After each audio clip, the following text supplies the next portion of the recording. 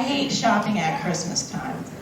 But it's not my least favorite part of the holiday season. You want to know what it is? New Year's? Santa. Santa. Yep. I'm sick and tired of that fat bastard taking all the credit, and I'm the one putting in the work, buying the presents, and he's going to put his name on the tag? Fuck Santa. Fuck Santa. I don't even care. What's he going to do? Give me a lump of coal? I already know what I'm getting for Christmas. It's a bathrobe. You want to know how I know? Because I fucking bought it. I'm a mom, it's what we do. And I think the only thing I like less than Santa is that goddamn elf on a shelf. Oh, shit. Right? So, gauging from your response, I see I'm not the only sucker here. Anybody else have the elf on a shelf? Right? What were we thinking?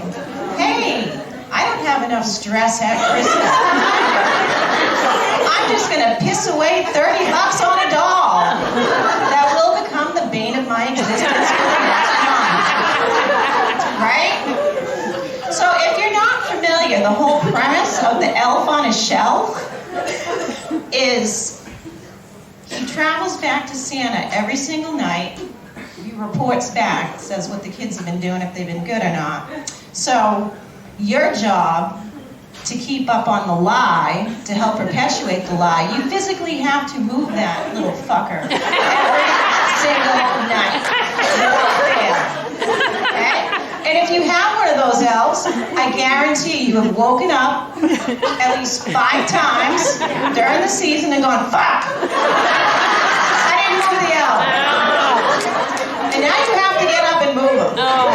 You can't just leave him there, because if you do, and if your kids are like mine, the next morning you're going to have a lot of questions to answer. Oh, Jesus. Mom, did Jasper lose his magic? He didn't move all night long. I think Christmas is ruined. Now you got to double down on your bullshit. Well, actually, Jasper got into the Tito's last night. I didn't know it, but apparently he's got a little bit of a drinking habit.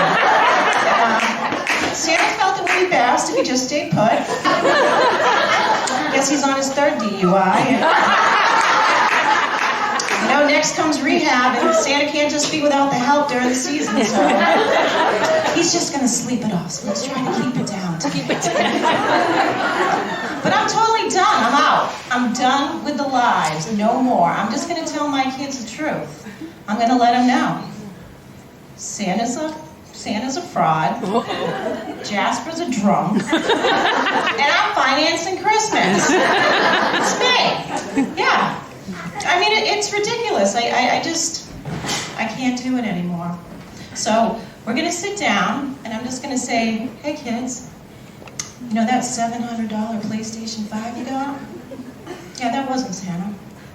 That wasn't magic elves up at the North Pole in a precious little Santa's workshop. No. That was a bunch of children at a factory in China. And I paid for it, okay? So maybe next year, instead of those crusty little sugar cookies you make and put out, how about we up our game a little bit? Maybe lay out some Pepperidge Farms or something, okay? You know, and Mama doesn't need the milk. She's lactose intolerant. Thanks. And Santa's weak anyways. I mean, what's he got? He's like, you know, if you don't behave, you're gonna get a lump of coal.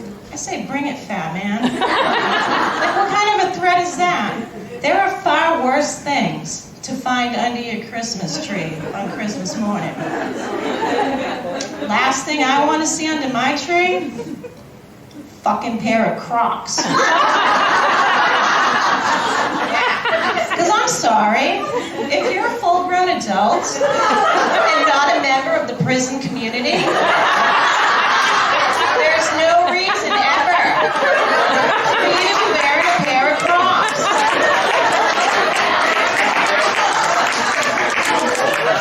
If I see somebody in a pair of Crocs, like,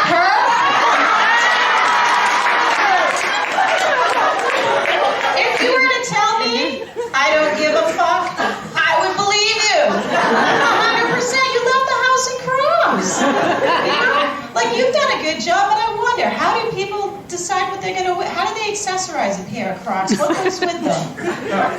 Tattered bathrobe? Prescription for Prozac?